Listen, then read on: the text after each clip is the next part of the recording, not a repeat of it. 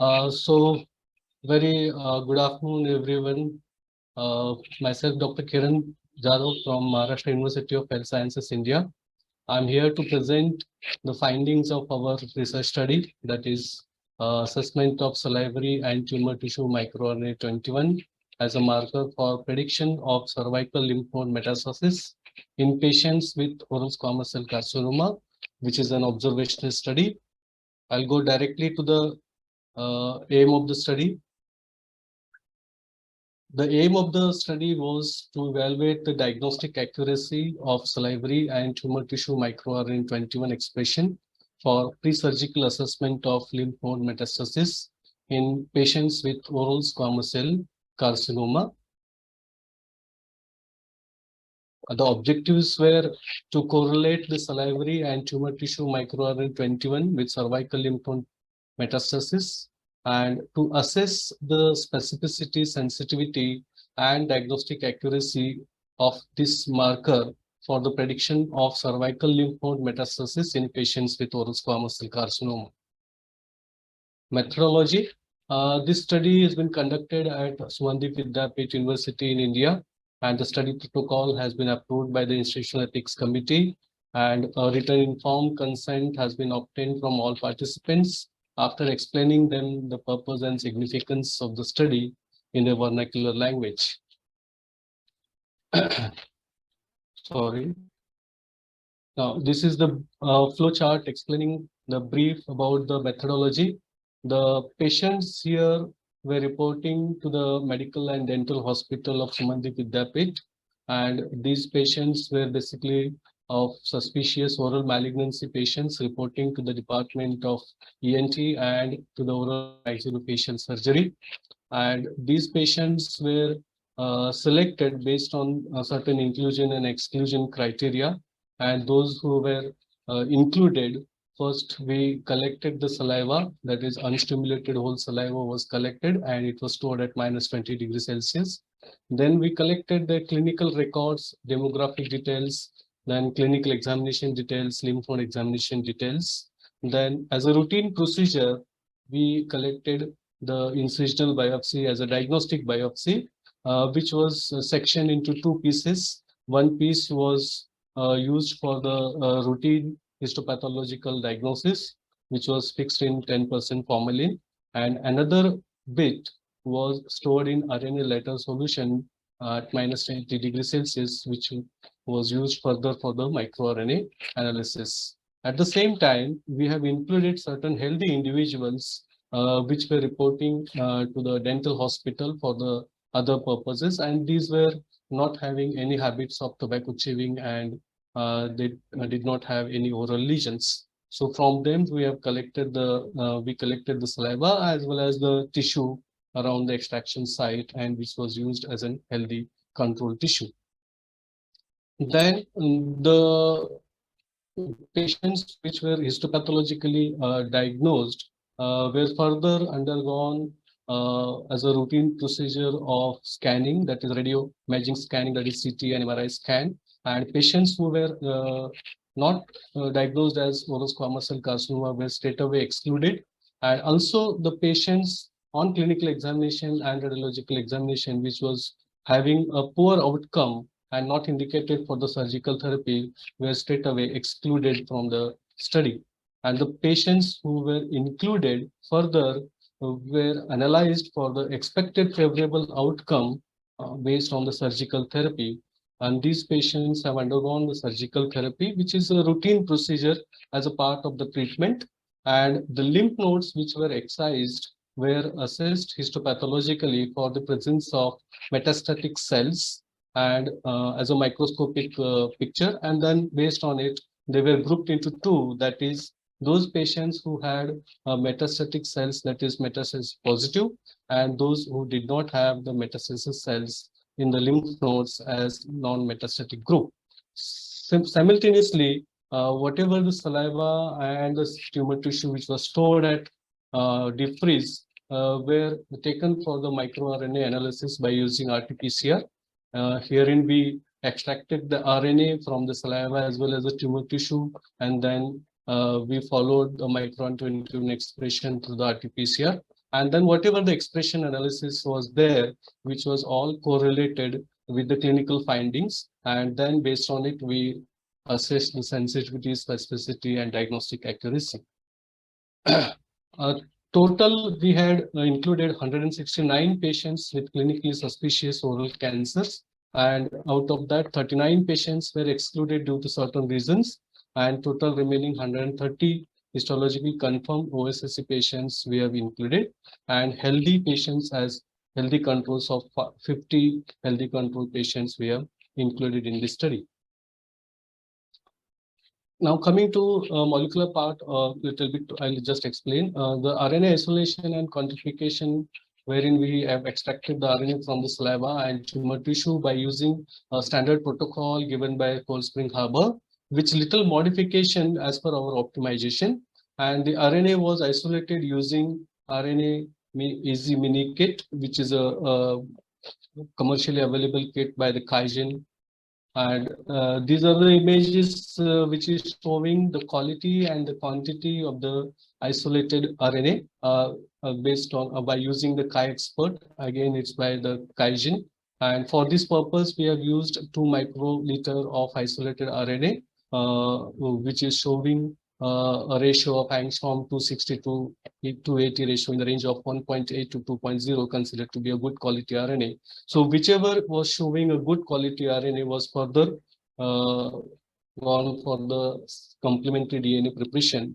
This cDNA was prepared by using again a TACMan microarray reverse transcriptase kit following manufacturer's protocol, and amplification was done by using thermocycler.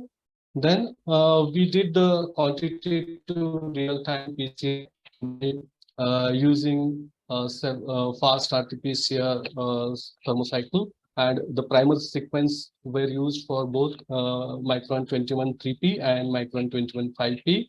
And the quantitative comparative reactions were set in duplicate reaction, and the CT value, the cycle threshold value for each reactions was noted, and based on it, the delta CT was calculated. The RQ values, that is the fold change, was calculated using the given formula. And coming to the statistical analysis, we have plotted the receiver operating curve, that is ROC curve, based on the mean RQ value, that is fold change, based on the micron 21 expression. And based on it, the area under curve was considered to measure the specificity and sensitivity. And for this, we have used a method that is called as product method, that is the highest combination of specificity and sensitivity, which was considered as a cutoff score. And we have also applied the kappa statistics, that is based on agreement score between the lymph node metastasis and micron 21 expression. We have assessed the sensitivity and specificity and certain other tests for the correlation. Now, coming to the results of the study, that is out of 169 patients, the 39 patients were excluded, as I said before, and the reasons were certain patients were lost to the follow-up, certain patients were not operable, and certain patients were expired before surgery. So the sample size was 130 and 50. This is the chart, or this is the table showing the clinical pathological features of the included patients. And this is the simple correlation between the lymph node metastasis and micron 21 expression. If you see, the statistically significant correlation was observed in saliva as well as in tumor tissue. This is the ROC plot, which was plotted based on the mean RQ value, and the area under curve was measured. And these are the cutoff score, what we can observe here, which was calculated based on the product method. Now, this is the chart which is very important, wherein we can make out the sensitivity and specificity for the detection of lymph node by using the salivary and tumor tissue micron 21 expression. And here we can see these values. So based on these values, we can say that yes, the saliva has low sensitivity, but it has little high specificity. But if you see the tumor tissue, it has both higher sensitivity as well as high specificity, and including in the diagnostic accuracy. And these results are statistically significant. This is Again, another analysis which is showing a significant correlation with the TNM clinical staging, having a highly significant correlation for each saliva as well as tumor tissue. Now, coming to the just brief discussion that as we came to know that both whole saliva and supernatant saliva contains microRNAs which enter the oral cavity through various sources, and the salivary microRNAs are very stable and have a potential new role in oral cancer detection. And saliva is a source of microRNA, and uh, uh, we can use this because they are very well protected in extracellular vesicles, and so there is no need to snap freeze the saliva sample or any special transport medium to study the salivary microRNAs. Now, the modification what we did in our protocol for the RNA isolation, that we have used the beta mercaptoethanol as a reducing agent that irreversibly denature the RNase enzyme, and it also inactivates the temporary denaturing effect of guanidinium isothiocyanate present in RLT buffer of RNase gates. And also, it inhibits the RNase activity of any material used during the isolation of RNA. Also, we have used lithium chloride to precipitate the RNA, which is although a precipitation which is commonly used by the alcohol and monovalent cation, but we have used the lithium chloride, which offers a major advantage over other RNA precipitating method. That is, it does not efficiently precipitate DNA, which is a major contaminant in the RNA isolation and other protein and carbohydrates. And it is the method of choice for the removing of inhibitors of translation or complementary DNA synthesis from the RNA preparations. And a little bit about the cutoff score, how we have just calculated it, how we have used. So in the present study, we have used the highest combination of the sensitivity and specificity as the cutoff value. And this method has been described in the literature as the product method by a person called as Liu. And so it is also called as Liu's method, which maximizes the production of sensitivity and specificity for measuring the specific cutoff point. So we have used this method in our analysis, and so we can say that whatever the sensitivity and specificity we have calculated is the maximum. Now, if you see, the micron 21 has various targets, mRNAs to the metastasis, and these are certain targets. Although we have not studied these mRNAs in our study, so the limitation of our present study, that this study did not explore the expression of micron 21 targeted molecule, which I just showed you, and transcription experiments, which can directly prove the link between the micron 21 and the target mRNA and lymph node metastasis. And the results are here based on a single center study. So therefore, variation in the results might appear if inclusion of patients from the multiple centers is expected.